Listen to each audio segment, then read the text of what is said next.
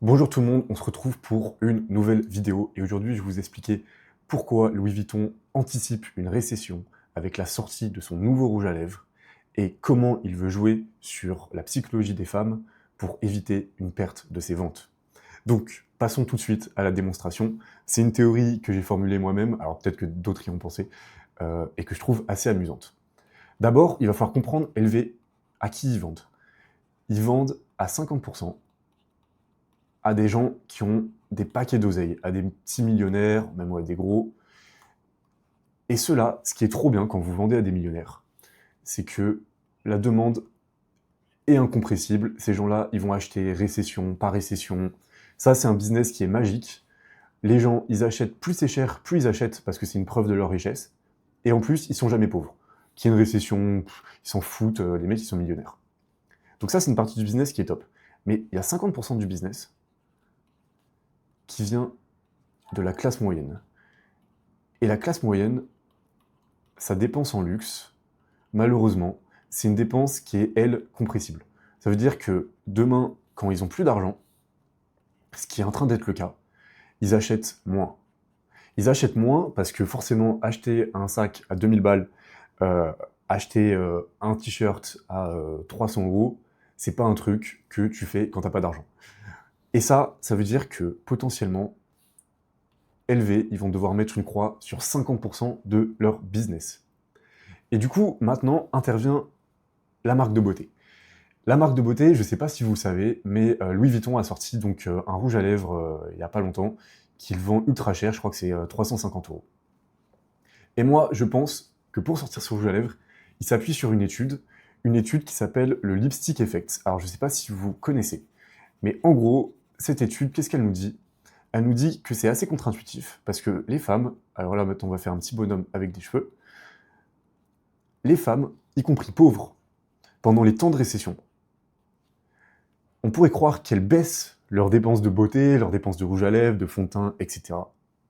Parce que forcément, c'est des besoins, des, euh, c'est des produits non essentiels, c'est pas de la nourriture, etc.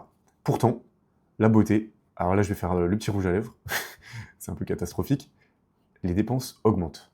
Et ça, c'est ce qu'on appelle le lipstick effect. Pendant les temps de récession, les femmes augmentent leurs dépenses en beauté. Ce qui est extrêmement contre-intuitif. Et ça s'explique comment? Je vous ai sorti l'étude sur ChatGPT, je lui ai demandé de faire un petit résumé.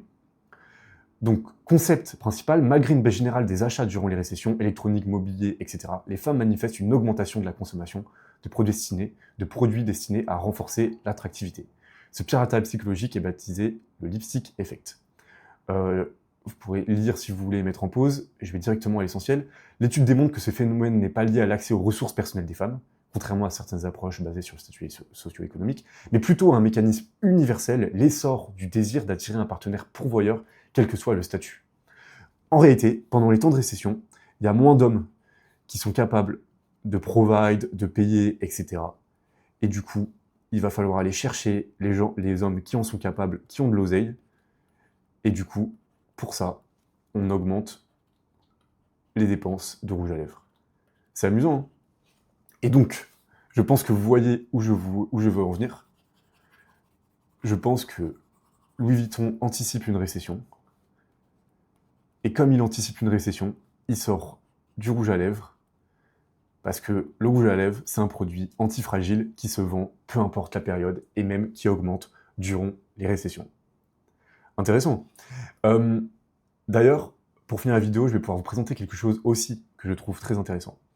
C'est que il y a une étude qui est sortie là il n'y a pas longtemps qui montre que les dépenses en skincare et en body treatment, donc les dépenses de beauté et de soins de la peau, manucure, facial, etc., sont plus importantes, plus essentielles pour les gens qui ont entre 18 et 20 et 28 ans et 29 et 44 ans que pour les générations plus âgées.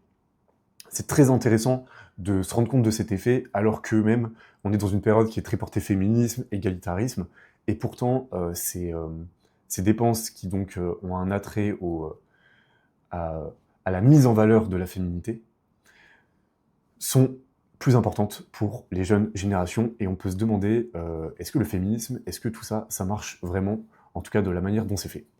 Je vous remercie de m'avoir écouté.